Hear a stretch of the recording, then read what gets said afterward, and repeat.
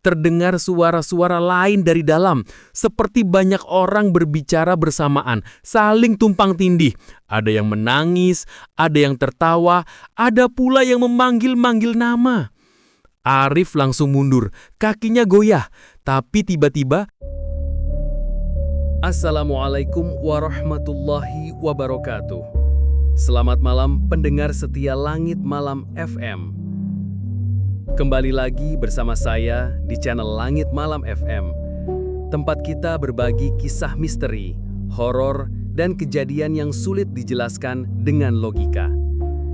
Sebelum kita masuk ke cerita malam ini, jangan lupa tekan tombol like, subscribe, dan aktifkan lonceng notifikasinya.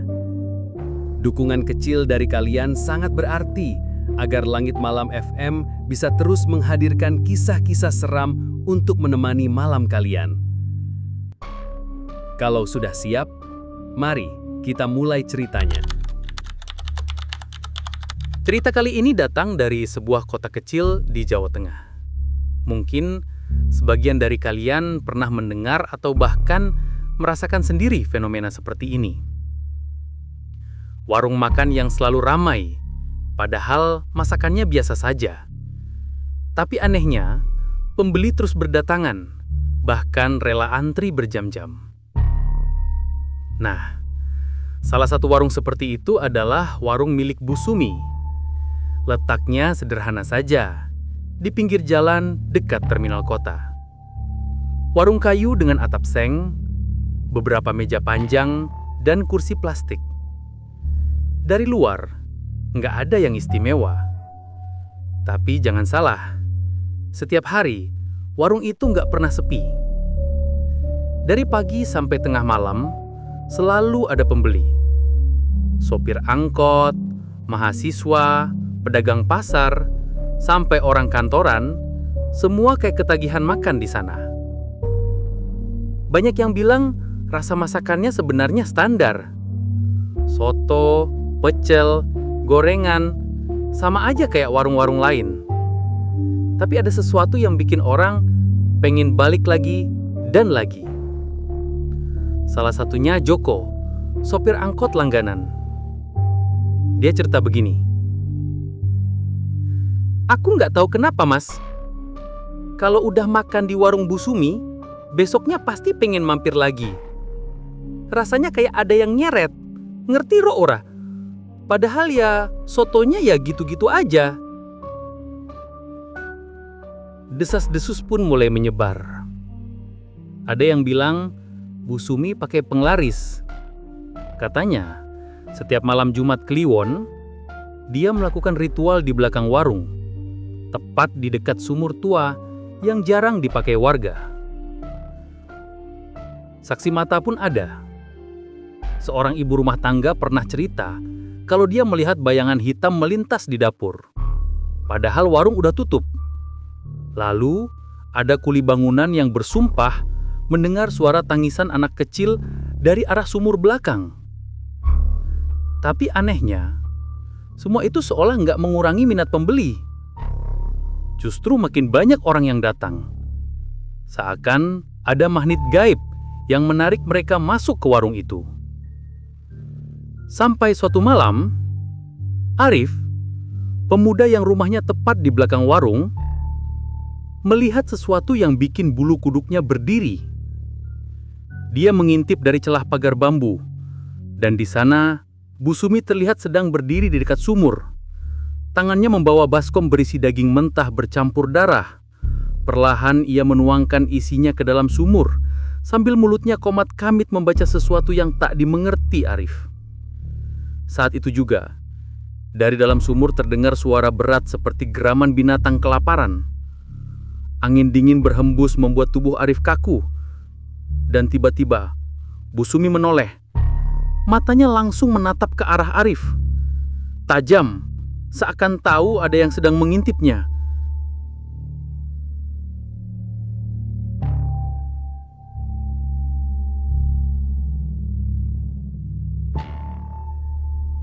Arif mundur pelan-pelan dari celah pagar. Jantungnya berdegup kencang. Tatapan Bu Sumi barusan masih terbayang jelas di kepalanya. Rasanya mustahil seorang wanita seusia itu bisa punya tatapan setajam itu. Arif masuk ke dalam rumah, mencoba menenangkan diri. Ia duduk di ruang tamu, memegang gelas berisi air putih, tapi tangannya gemetar hebat. Malam itu, ia sama sekali nggak bisa tidur. Setiap kali memejamkan mata, terdengar lagi suara geraman dari sumur di belakang warung. Keesokan paginya, Arif berpikir, mungkin semua itu cuma halusinasi karena ia terlalu capek. Tapi rasa penasarannya makin besar. Apalagi waktu lewat depan warung, ia melihat antrian sudah mengular seperti biasa. Semua orang tersenyum puas membawa bungkusan makanan, seorang nggak ada yang aneh sama sekali. Sore harinya, Arif iseng ngobrol dengan Pak Wito, tetangga sebelah yang juga sering mendengar suara aneh. Pak Wito sudah berusia 60-an tahun, dan wajahnya langsung berubah serius begitu Arif menyebut nama Bu Sumi. "Le, kalau kamu nggak perlu makan di situ, jangan pernah coba-coba. Orang sini sudah tahu lama, warung itu ada penunggunya," kata Pak Wito lirih. Arif terdiam, bulu kuduknya meremang. "Penunggunya, Pak? Maksudnya gimana?" Pak Wito hanya menghela napas panjang. Konon, Bu Sumi dulu pernah mengalami kebangkrutan. Usahanya hampir gulung tikar. Tapi sejak dia sering ke sumur itu tiap malam Jumat, warungnya nggak pernah sepi lagi. Kau kira itu kebetulan? Arif mencoba menelan ludah. Jadi, bener dia pakai penglaris? Pak Wito menoleh ke arah warung yang sedang ramai. Kamu lihat sendiri kan betapa anehnya. Orang yang sudah sekali makan di sana susah untuk berhenti. Ada yang bilang mereka kayak diikat. Itu harga yang harus dibayar. Ucapan itu terus terngiang di kepala Arif sepanjang hari. Malamnya, rasa penasaran mengalahkan takutnya. Ia kembali duduk di dekat jendela kamar, menghadap langsung ke arah sumur belakang. Hening, tidak ada suara apapun. Hingga tepat tengah malam, angin mendadak berhembus kencang. Daun pisang di sekitar sumur bergesekan keras. Arif menahan napas. Dan dari arah sumur terdengar suara lirih. Bukan lagi geraman. Kali ini, suara itu seperti tangisan anak kecil. "Lepaskan aku. Lapar. Lapar." Arif langsung merinding hebat. Suara itu jelas terdengar, seakan-akan berasal dari dasar sumur. Ia ingin berteriak, tapi suaranya tercekak. Tiba-tiba, lampu di kamarnya berkedip 3 kali, lalu padam. Gelap gulita. Dan di tengah kegelapan itu, suara tangisan berubah jadi tawa kecil. Tawa melengking, menyeramkan, yang membuat darah Arif serasa membeku. Setelah malam itu, Arif semakin sulit tidur. Setiap kali ia mencoba memejamkan mata, suara tangisan dan tawa dari sumur selalu terngiang. Bahkan siang hari pun, bayangan itu masih menghantuinya. Suatu sore, Arif memberanikan diri ngobrol lagi dengan Pak Wito. Dengan wajah penuh kekhawatiran, Pak Wito menepuk bahunya. "Le, aku sudah bilang, jangan terlalu ikut campur urusan itu. Kalau terlalu dekat, kau bisa kena bala." Arif mengangguk, tapi rasa penasarannya malah semakin besar. "Pak, sebenarnya siapa yang ada di sumur itu?" tanyanya ragu. Pak Wito menatap kosong ke arah sumur. "Bukan siapa, tapi apa. Orang-orang bilang Bu Sumi memelihara makhluk penunggu yang diberi makan darah. Ada syaratnya, Le. Setiap malam Jumat harus ada tumbal yang dilempar ke sana." Arif menelan ludah. Kata tumbal membuatnya makin merinding. "Tumbalnya manusia, Pak?" Pak Wito hanya diam. Pandangannya tajam, lalu perlahan ia berdiri dan meninggalkan Arif tanpa sepatah kata pun. Diamnya itu lebih menyeramkan daripada jawaban apapun. Malam harinya, Arif kembali mendengar suara aneh. Kali ini berbeda. Dari kamarnya ia mencium bau anyir darah. Bau itu semakin kuat, sampai-sampai membuat perutnya mual. Ia menutup hidung dengan bantal, tapi bau itu tetap menusuk. Penasaran, ia memberanikan diri mengintip lagi lewat celah pagar. Dan yang dilihatnya membuat tubuhnya lemas. Di dekat sumur, Bu Sumi terlihat menunduk. Tangannya menggenggam kepala ayam yang masih hidup. Dengan satu gerakan, ia memenggal leher ayam itu, menampung darahnya ke dalam baskom.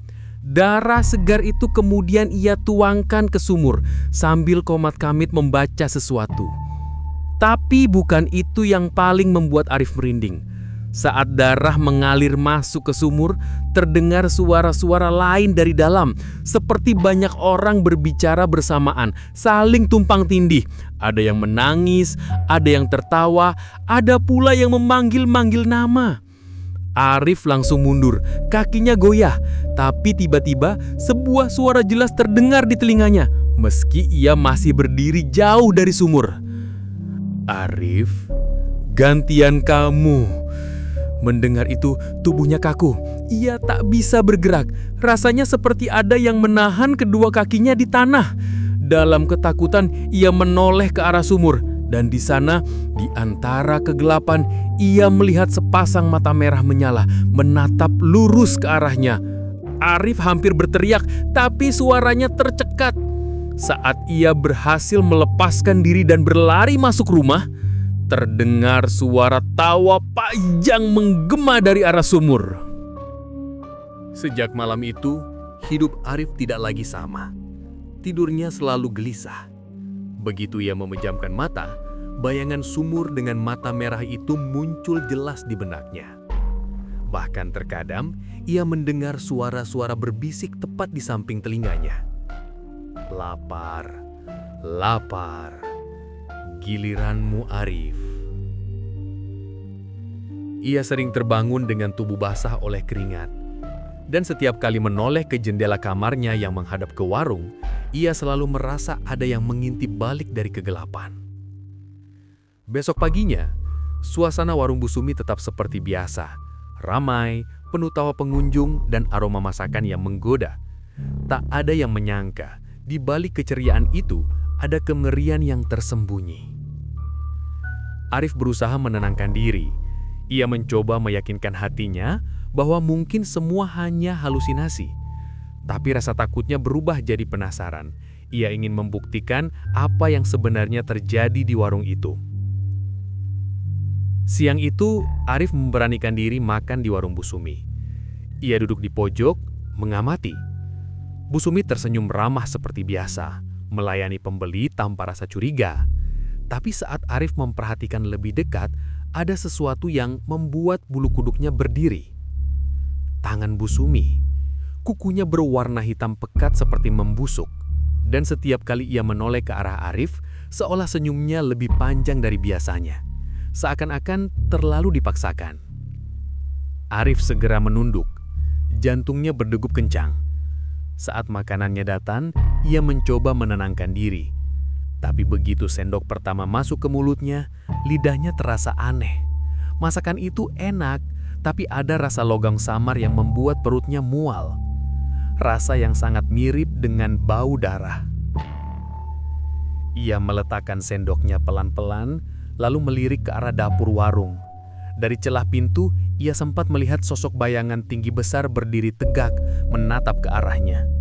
Sosok itu tidak bergerak, hanya menatap dengan mata merah menyala seperti yang ia lihat dari sumur. Arif buru-buru berdiri, meninggalkan makanannya, dan keluar dari warung dengan napas terengah-engah. Di luar, ia hampir menabrak seorang ibu tua yang baru mau masuk.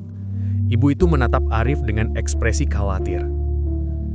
"Leh, kau jangan sering-sering ke warung ini. Banyak yang hilang gara-gara penasaran seperti kamu." Arif terpaku. Kata-kata itu menusuknya dalam-dalam. "Hilang? Apa maksudnya?" Ibu itu segera berlalu, masuk, meninggalkan Arif dengan kepala penuh pertanyaan. Sejak saat itu, Arif sadar satu hal. apa yang disembunyikan Bu Sumi jauh lebih berbahaya daripada yang ia bayangkan. Dan malam nanti, ia bertekad mencari tahu lebih banyak meski taruhannya adalah nyawanya sendiri. Malam itu, Arif tidak bisa lagi menahan rasa penasarannya. Rasa takut sudah bercampur dengan dorongan untuk mengetahui kebenaran. Ia menunggu hingga suasana kampung benar-benar sepi. Hanya suara jangkrik dan sesekali lolongan anjing terdengar dari kejauhan. Dengan hati-hati, ia keluar dari rumah, membawa senter kecil dan ponsel. Langkahnya terasa berat, seolah tanah menolak untuk diinjak. Udara malam begitu dingin, menusuk tulang. Arif berjongkok di balik pagar bambu yang menghadap langsung ke halaman belakang warung Sumi. Dari sana, ia bisa melihat sumur keramat yang semalam membuatnya hampir kehilangan nyawa. Awalnya semuanya terlihat biasa. Sunyi, tak ada tanda-tanda kehidupan. Tapi tepat ketika jarum jam menunjukkan pukul 12 malam, pintu dapur warung terbuka perlahan. Arif menahan napas. Bu Sumi keluar, mengenakan kain lusuh berwarna hitam. Di tangannya ada sebuah kendi tanah liat yang penuh berisi cairan merah pekat. Dengan langkah pelan, ia berjalan mendekati sumur. Arif mengarahkan senter kecilnya, tapi buru-buru mematikannya lagi saat Bu Sumi hampir menoleh. Ia hanya bisa mengintip dengan cahaya bulan yang samar. Bu Sumi mulai meneteskan cairan itu ke dalam sumur sambil melantunkan mantra dengan suara lirih. Tak lama kemudian, terdengar suara dari dalam sumur seperti gemuruh ribuan bisikan yang saling bertindihan. Arif merinding hebat. Ia berusaha menahan tubuhnya agar tidak gemetar. Tiba-tiba, dari dalam sumur muncul asap tipis berwarna hitam, membumbung tinggi, lalu berputar-putar di atas kepala Bu Sumi. Asap itu perlahan membentuk sosok bayangan besar dengan wajah samar. Mata merahnya menatap tajam ke sekeliling, seolah mencari sesuatu. Arif menutup mulutnya rapat-rapat, menahan jeritan yang hampir keluar. Tapi sialnya, ia tidak sadar bahwa ponselnya yang ada di kantong mengeluarkan suara notifikasi pelan. Ding! Suara itu terdengar jelas di tengah keheningan. Bu Sumi langsung berhenti membaca mantra. Kepalanya menoleh cepat ke arah pagar bambu. Matanya yang tadinya hitam, kini berubah merah menyala. "Asu! Ketahuan!" Arif membatin, tubuhnya kaku. Bu Sumi berjalan perlahan mendekat. Langkah kakinya terdengar menyeret, berat tapi penuh ancaman. Arif panik. Ia ingin kabur, tapi kakinya terasa seperti tertanam ke tanah. Saat Bu Sumi sudah hampir sampai di depan pagar, bayangan besar dari asap hitam tadi mendekat dan suara berat keluar dari mulutnya. "Bawa dia! Sekarang!" Arif langsung tersentak dan dengan sekuat tenaga, ia berhasil melepaskan kakinya lalu berlari secepat mungkin ke dalam rumah. Jantungnya hampir meledak. Dari belakang, terdengar suara tawa mengerikan Bu Sumi bercampur dengan raungan makhluk dari sumur. Saat ia masuk ke rumah dan mengunci pintu, jendela kamarnya bergetar hebat seakan ada yang mencoba masuk. Arif meringkuk di sudut kamar, tubuhnya bergemetar hebat. Malam itu, ia sadar satu hal. Ia tidak lagi hanya sekedar saksi, tapi sudah menjadi incaran. Sejak kejadian malam itu, Arif benar-benar tidak tenang. Siang harinya, ia sengaja tidak keluar rumah. Ia hanya duduk di kamar, menatap jendela dengan waspada, seolah-olah bayangan Bu Sumi bisa saja muncul kapan saja. Tapi ketenangannya tidak berlangsung lama. Sekitar sore, kampung mendadak geger. Seorang anak kecil bernama Raka, yang biasanya bermain di sekitar warung Bu Sumi, dikabarkan hilang. Orang tuanya panik. Tetangga-tetangga mulai berkumpul dan suasana jadi ricuh. Arif langsung merasakan firasat buruk. Ia ingat betul, sore sebelumnya, ia sempat melihat Raka duduk di bangku depan warung, sambil makan gorengan yang dibelikan ibunya. Itu berarti, hilangnya anak itu kemungkinan besar berkaitan dengan Bu Sumi. Namun, anehnya, tidak ada seorang pun yang berani menuduh. Semua hanya mencari ke sungai, ke sawah, atau ke rumah-rumah tetangga. Tak ada yang berani menyinggung warung Bu Sumi. Seakan mereka semua sudah tahu, tapi memilih diam. Batin Arif geram. Malamnya, rasa penasarannya kembali memuncak. Ia tak bisa membiarkan ini berlarut-larut. Maka, dengan hati-hati, ia mengendap keluar rumah dan kembali mengintip ke arah warung. Warung itu tampak sepi. Lampu depan padam, tapi dari dapurnya ada cahaya redup berkelip-kelip. Arif merunduk, berusaha mencari celah. Lalu, ia melihatnya. Bu Sumi berdiri di dekat sumur. Kali ini bukan membawa kendi tanah liat, tapi sebuah gendongan kain. Dari kain itu, tampak jelas tangan mungil yang terkulai lemas milik seorang anak. Ya Allah! Arif menutup mulutnya dengan gemetar. Itu pasti Raka. Dengan santai, Bu Sumi membuka gendongan itu, lalu mengangkat tubuh anak itu ke atas sumur. Bibirnya komat-kamit membaca mantra. Arif ingin berlari, ingin berteriak, tapi suaranya tercekak di tenggorokan. Ia hanya bisa menyaksikan saat Bu Sumi menurunkan tubuh kecil itu, melemparkannya ke dalam sumur yang gelap. Seketika terdengar suara gemuruh dari dalam sumur, disusul tawa melengking yang memekakan telinga. Asap hitam kembali muncul, membubung tinggi, dan seolah menari di udara. Namun kali ini berbeda. Asap itu tidak hanya berputar di sekitar sumur. Perlahan, ia merambat keluar, mendekati pagar bambu tempat Arif bersembunyi. Arif buru-buru mundur, tapi ranting kering yang ia injak menimbulkan suara patah. Krak! Bu Sumi langsung menoleh. Matanya kembali memerah dan ia tersenyum lebar. Arif, panggilnya lirih, tapi terdengar jelas menusuk telinga. Kamu yang berikutnya. Arif tak menunggu lagi. Ia lari berterit-birit, tanpa peduli suara langkah kaki yang seakan mengikutinya dari belakang. Di dalam rumah, ia mengunci semua pintu dan jendela. Tapi tak lama kemudian, ia mendengar suara ketukan pelan dari luar jendela kamarnya. Tok, tok, tok. Arif memberanikan diri melirik, dan di sana, di balik kaca, tampak wajah Raka, dengan mata kosong dan bibir tersenyum pucat. Arif terjerembab ke lantai. Nafasnya terputus-putus. Wajah Raka yang muncul di balik kaca jendela barusan terus membayangi pikirannya. Itu bukan lagi wajah polos seorang anak kecil. Itu mayat hidup. Tubuhnya bergetar hebat. Ia memejamkan mata, berharap ketika dibuka lagi bayangan itu sudah hilang. Dan benar saja, saat ia memberanikan diri melirik ke arah jendela, wajah Raka sudah tak ada, hanya tirai yang bergoyang pelan diterpa angin malam. Namun rasa lega itu hanya berlangsung sebentar, karena dari luar terdengar suara langkah kaki kecil berlari-lari mengelilingi rumah, kadang berhenti di depan pintu, kadang mengetuk kaca jendela lain. Tok, tok, tok. Diikuti suara tawa lirih, tawa anak kecil yang seramnya menusuk sampai ke tulang. Arif menutup telinga dengan kedua tangannya.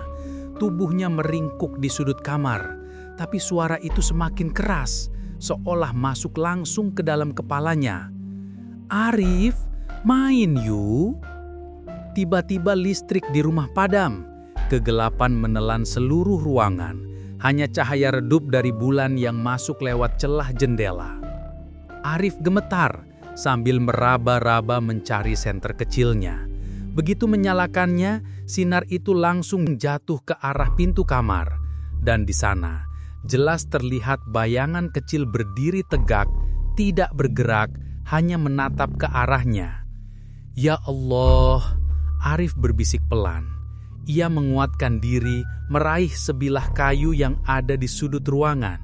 Dengan langkah ragu, ia mendekat ke pintu. Begitu sinar senter diarahkan lagi, bayangan itu lenyap. Tapi yang terdengar kemudian justru suara berat, suara yang sama dengan makhluk dari sumur Golorewo. "Jangan lari, sudah waktumu." Arif jatuh terduduk, kayu di tangannya terlepas, air matanya menetes tanpa sadar. Ia benar-benar terjebak. Dalam keputusasaan, ia ingat satu hal. Pak Wito, tetua kampung itu mungkin satu-satunya orang yang tahu cara menghadapi semua ini. Dengan nekat, Arif keluar dari kamarnya, berlari menuju pintu depan. Suara langkah kecil masih mengikutinya dari belakang, tapi ia tak peduli. Ia berlari secepat mungkin menembus gelapnya malam, menuju rumah Pak Wito yang berada di ujung jalan. Sesampainya di sana, ia menggedor pintu dengan panik. "Pak Wito, tolong buka pintunya. Saya mohon, Pak." Tak lama kemudian, pintu terbuka. Wajah Pak Wito muncul, pucat tapi tetap tenang. Ia segera menarik Arif masuk dan mengunci pintu rapat-rapat. Pak Wito menatapnya lekat-lekat. "Aku sudah bilang, Le, kau terlalu jauh ikut campur. Sekarang mereka sudah menandaimu." Arif terisak, tubuhnya masih gemetar. "Pak, apa yang harus saya lakukan? Saya nggak mau mati seperti Raka." Pak Wito menarik napas panjang, lalu berkata dengan suara berat, "Hanya ada satu cara. Kau harus berani melawan Bu Sumi sebelum malam Jumat Kliwon tiba. Kalau tidak, nyawamu pasti jadi tumbal berikutnya."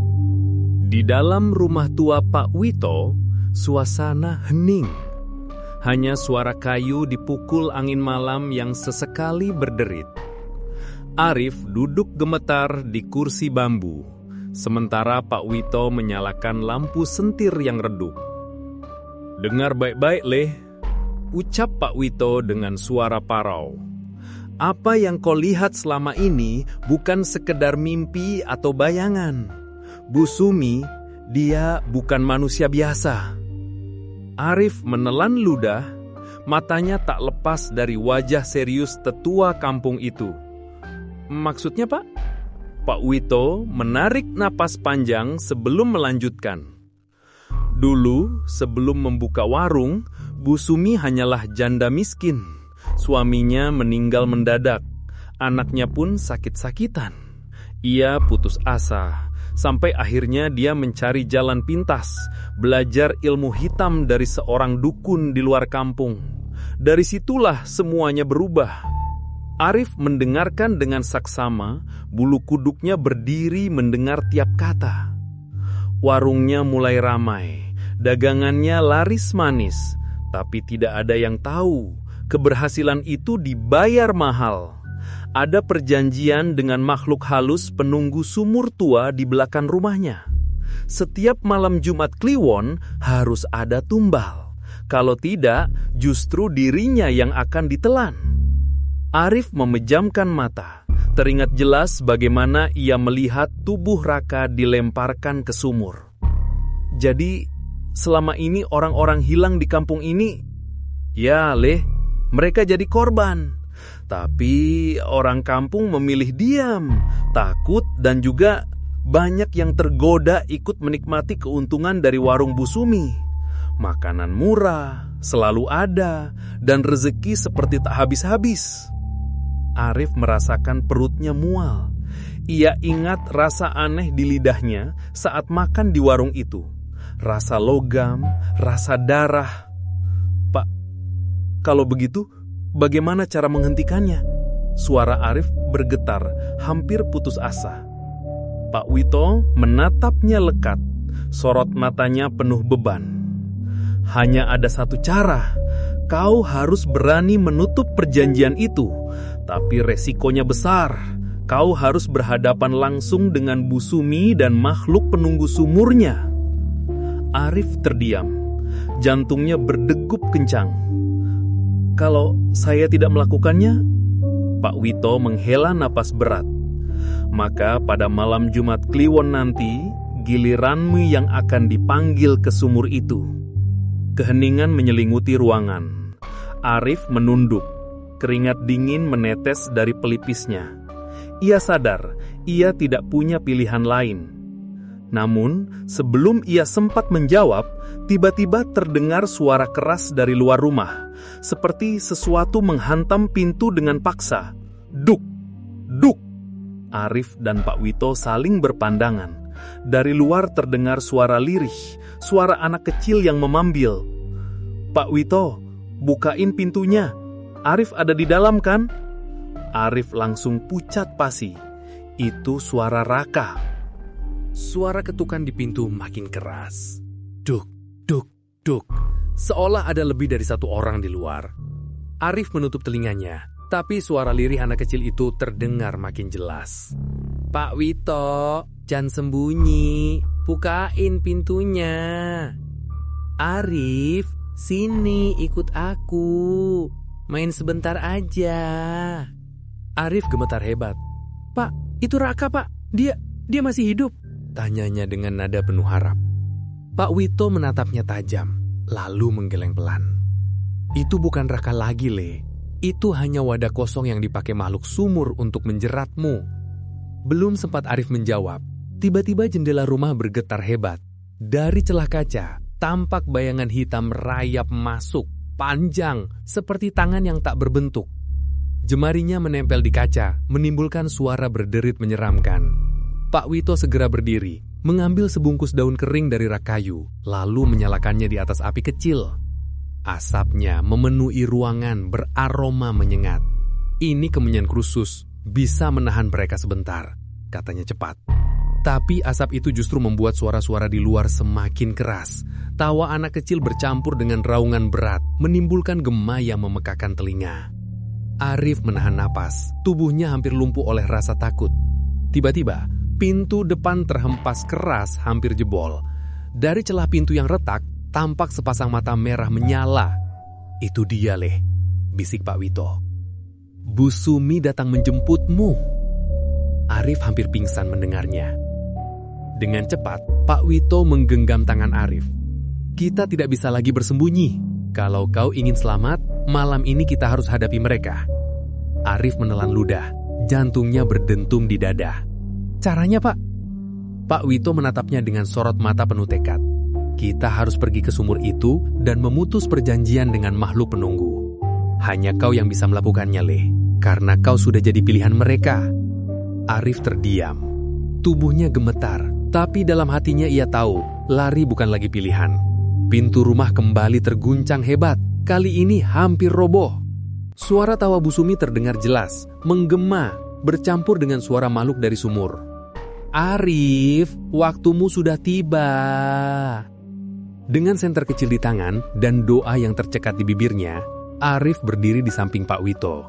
Malam Jumat Kliwon itu, mereka bersiap menuju sumur keramat, tempat di mana hidup dan mati akan dipertaruhkan. Malam itu, langit mendung pekat.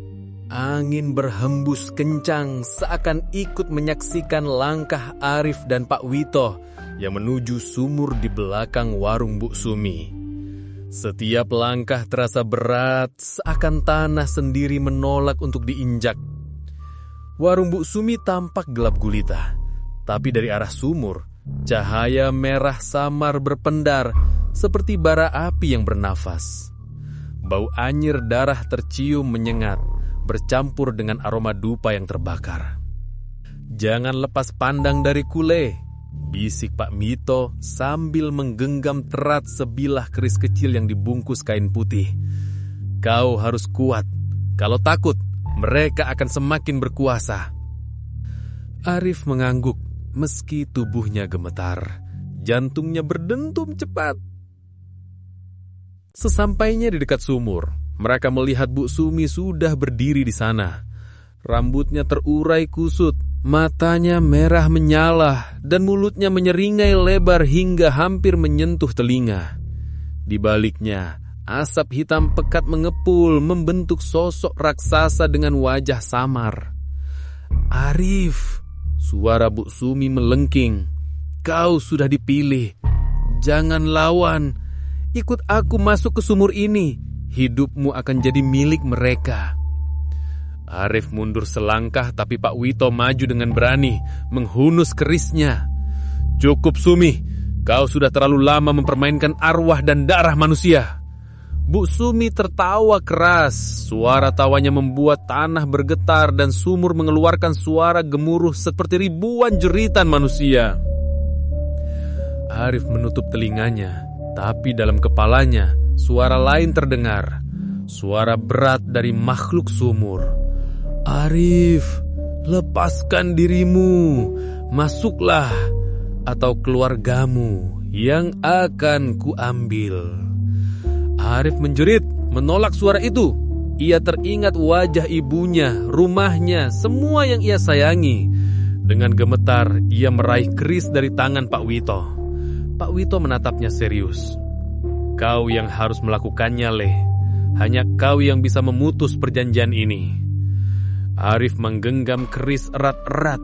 Dengan sekuat tenaga, ia melangkah maju mendekati sumur, meski udara di sekitarnya terasa semakin berat, seperti ada ribuan tangan tak kasat mata yang mencoba menariknya jatuh. Bu Sumi menjerit marah, lalu melompat menerkam Arif. Tapi tepat saat itu, Arif menusukkan keris ke arah sumur, tepat di tengah pusaran asap hitam. Terdengar ledakan suara dahsyat. Asap hitam berputar liar, menjurit panjang. Lalu satu persatu wajah-wajah samar, korban-korban tumbal muncul dan lenyap ke udara. Termasuk wajah kecil Raka yang sempat tersenyum sebelum menghilang. Bu Sumi menjerit kesakitan, tubuhnya terbakar api tak terlihat, hingga akhirnya hancur menjadi debu yang tersapu angin. Sumur itu pun retak, mengeluarkan bau busuk menyengat, hingga akhirnya runtuh dan tertutup tanah. Semua hening, hanya suara nafas Arif dan Pak Wito yang tersisa. Arif jatuh duduk, tangannya masih menggenggam keris yang kini patah. Air matanya mengalir deras, entah karena lega atau karena duka melihat kenyataan pahit yang ia alami. Pak Wito menepuk bahunya pelan. Kau sudah menyelamatkan kampung ini, Leh. Tapi ingat, perjanjian itu tidak benar-benar hilang. Selama ada yang tergoda dengan jalan pintas, sumur seperti ini akan selalu ada. Arif menatap ke arah tanah yang menutup sumur. Dalam hatinya ia tahu, meski Bu Sumi telah tiada, kengerian itu tidak akan pernah benar-benar lenyap. Malam itu, kampung kembali sunyi. Tapi bagi Arif, hidupnya tak akan pernah sama lagi. Dan dari kejauhan, di tengah pekatnya malam, masih terdengar bisikan samar. Arif, kita belum selesai.